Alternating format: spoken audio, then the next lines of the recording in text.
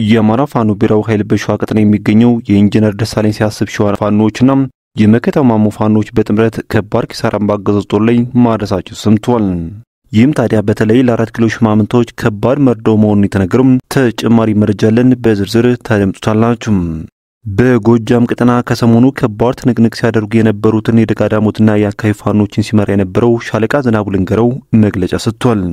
የአማራ ፋኖ ብሔራዊ ኃይል ማዕከላዊ ኮማንድ አባልና የምዕራብ አማራ ቀጠና ቴዎድሮስ እዝ ምክትል ሰብሳቢና ጦር አዛዥ በመግለጫው ምን አለ የሚለውን በዘገባችን አካተናል፣ በስፋት ታደምጡታላችሁ።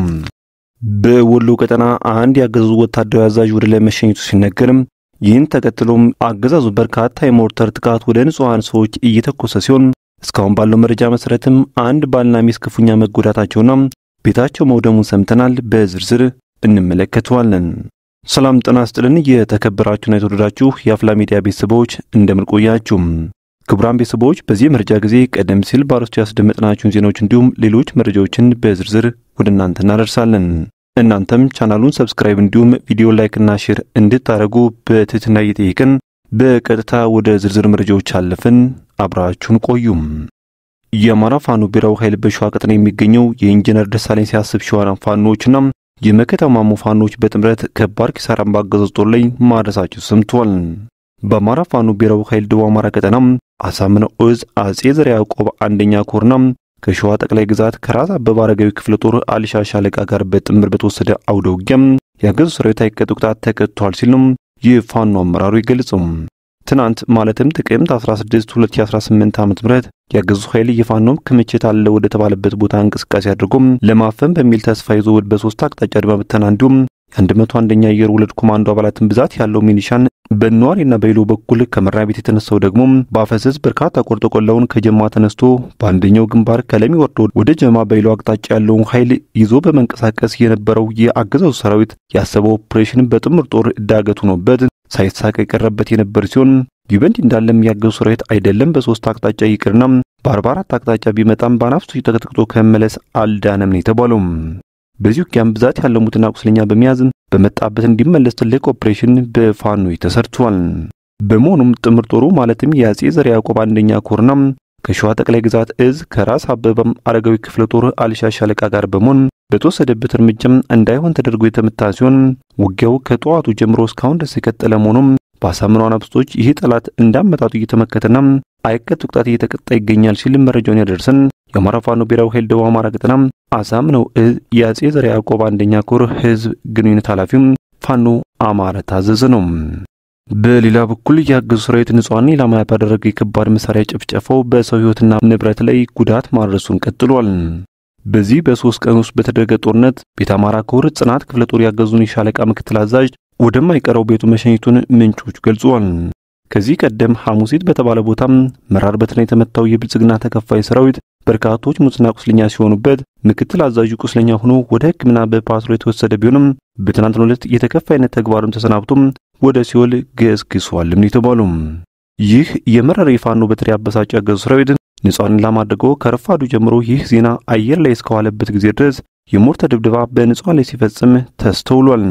በዚህም ጸያፍ ተግባሩ ደላንታ ወረዳም ተበኮ ቆላም በተባለ ቦታ ላይ በሞርተር የሁለት ንጹሃን ግለሰቦች ላይ ከባድ የአካል ጉዳት አድርሶባቸው ሆስፒታል ሕክምና የገቡ ሲሆን በሌላ ተመሳሳይ ድርጊት ከቆቦ ከተማ ሆርማት ወታደራዊ ካምፕ ላይ በተጠመደ መድፍ ወደ ራያ ቆቦ ድንጋይ ቀበሌ ድብደባ በመፈጸም ሁለት ባልና ሚስት ላይ ከባድ ጉዳት አድርሷል፣ ቤትና ንብረትም አውድሟል ሲሉ ነው ምንጮቹ የገለጹት። በሌላ መረጃችን የአፋባ ምዕራብ አማራ ቀጠና ቴዎድሮስ እዝ ወታደራዊ መምሪያ ዋና ኃላፊ ሻለቃ ዝናቡ ልንገረው ከድሮን ጥቃት ራስን የመከላከል አስገዳጅ ፕሮቶኮልና ቅድመ ጥንቃቄን በተመለከተ አስቸኳይ መግለጫ ሰጥቷል። የጠላት እግረኛ ኃይል ወይንም ምንም አይነት ግዳጅ መውጣት ያልቻለው ያብይ አገዛዝ የጭካኔ በትሩን ከፍተኛ በሆነ የድሮን ጥቃት ጀምሯል ብሏል። የድሮን አሳና ጥቃት ተጠናክሮ ከመቀጠሉ ጋር በተያያዘ በርካታ ንጹሃንና ሰራዊታችን ለኢላማ ተጋላጭ እንዳይሆኑም እነዚህ ቅድመ ጥንቃቄዎች ቀድመው ሊወሰዱ ስለሚገባም በአስገዳጅ ሁኔታ ይተግበሩ ሲል ነው የዙ ወታደራዊ መምሪያ ማሳሰቡን ሚዲያችን የተመለከቱም። የፋኖ ሰራዊታችን በብዛት ሆኖ ክፍት መኪኖች ላይ ማለትም እንደ ሲኖትራክ ኦራል አይሲዩዝ ወዘተ ተጭኖ መንቀሳቀስ የለበትም ብሏል። አስገዳጅ ከሆነም የቡድን እንቅስቃሴ ወቅት የተቆራረጠና ዝግዛግ አይነት ቅርጽ ያለው የጉዞ መስመር ማድረግ የድሮን ኢላማ ማነፍነፍና መፈለግ እንዲሁም የመመልከት አቅጣጫ ያስተዋል። የድሮን ድምጽ ከተሰማ ወይም ምልክት ከታየም ራስን ጥላ ወዳለው በርከት ያለ ዛፍ ወይም ዋሻ መጠለል እየግድ ይላል። ጥላ ከተጠለለ ካሜራውን በደንብ ለመመልከትና ኢላማ ለመለየትም ይቸገራል። ለመጠለል የገባንበት ዛፍ ወይም ጫካ ካለው ውስጥ ለውስጥ ርቀትን መጓዝ አለብን። የወገንና የተማረኩ ተሽከርካሪዎችን ቅጠል፣ ሐረግ ወይም ጨርቅ መሸፈን በቅኝት ወቅት ኢላማ እንዳይሆኑም ያደርጋል። የቤትና የመኪና የሚያንጸባርቁ መስታወቶችን ጭቃ በመቀባት ጨረር የሚያርፍባቸው ነገሮች ሁሉ ማደብዘዝ ይገባልም የተባለው። እዙ በተጨማሪም ስለ ሞባይል አጠቃቀም አቅጣጫ የሰጠ ሲሆን ሞባይል ስልክ የሚጠቀሙ የተፈቀደላቸው የፋኖ አባላትና አመራሮች ሎኬሽን ዝግ የማድረግ ግዴታም አለባቸው ብሏል። የጠላት አብዛኞቹ ድሮኖች በሌሊት የማይሰሩ ሲሆን እጅግ በጣም ጥቂቶቹ በሌሊት የሚሰሩት ደግሞ የመሳሪያና ሰራዊት ክምችት አለ ተብሎ የተጨበጠ መረጃና አቅጣጫ ካገኙ ብቻ ለተጠናም ኢላማ ይጠቀሙበታል። በመሆኑም የፋኖ ኃይል በክምችት ውስጥ ሆኖ የትኛውም ካምፕ ውስጥ እንዳያድር ከዚህ ማስጠንቀቂያ ጀምሮ ሁሉም ሰራዊት በምሽግ ውስጥ ሌሊቱንም ሆነ ቀን ራሱን በተቻለ የተጠናከረ የድሮን ዋርድያ ጥበቃ እንዲያሳልፍ እናሳስባለን። ከጥንቃቄ ጉድለት የሚያጋጥሙ ጉዳቶችን እንቀንስ ሲልም ነው ሻለቃ ዝናቡ ልንገረው ደለለም የአፋባ ማዕከላዊ ኮማንድ አባልና የምዕራብ አማራ ቀጠና ቴዎድሮስ ዕዝ ምክትል ሰብሳቢና ጦር አዛዥ በመግለጫው ያስጠነቀቀው።